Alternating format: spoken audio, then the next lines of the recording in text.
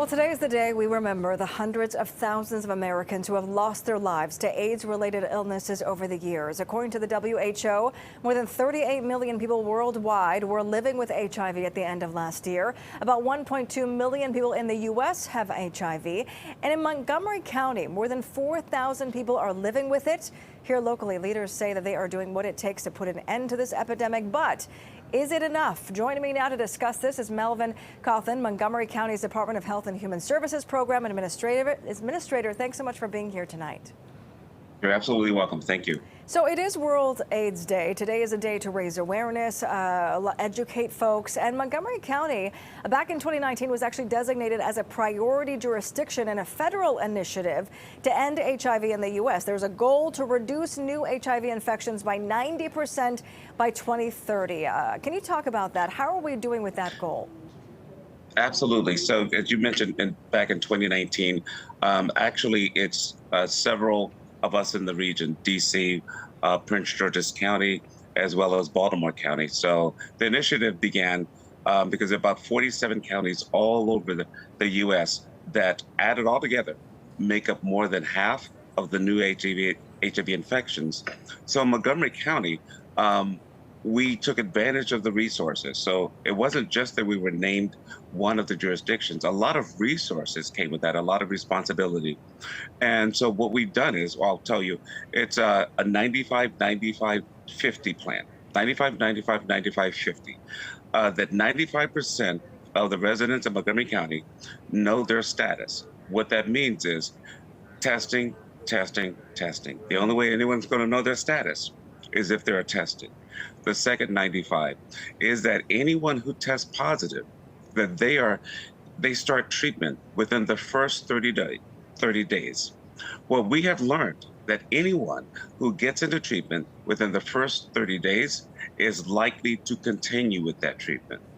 The next 95, anyone who's out of care for whatever reason, if we can get them back into care and get them undetectable. And undetectable means they can't spread the virus to anyone else. So it's kind of a two-pronged approach we got. So we talked about how to get tested, how to get into care. The other side of that is what we call PrEP. It's prevention. So the folks who are eligible for PrEP and they start the medication, this actually works as a barrier that helps them from getting the HIV virus. So those two things together, getting folks into care, and then also getting the folks on the medication that prevents them from becoming positive.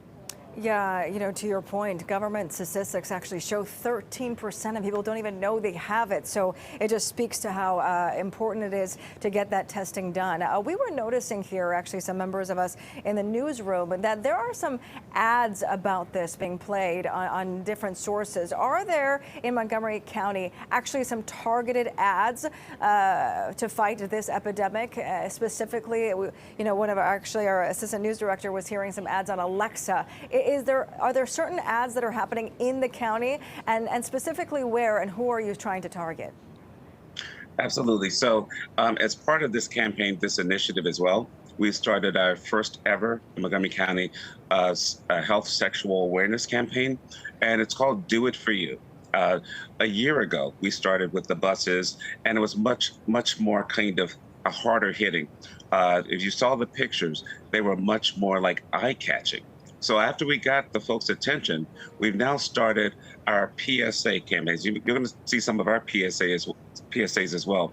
And you're absolutely right.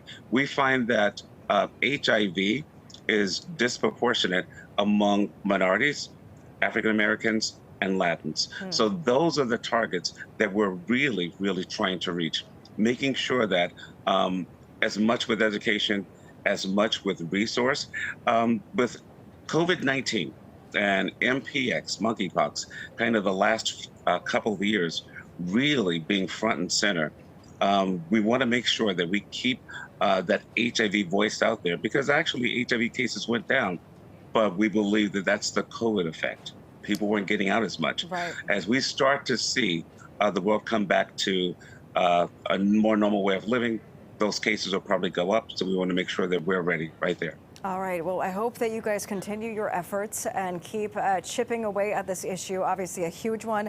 And let's hope that we meet these goals, especially in our local counties, to get rid of this horrible, horrible epidemic and hopefully take away some of the stigma around it so people can actually talk about it, get testing and get treatment. Melvin Cawthon, thank you so much for being here with us tonight. Thank you for having me.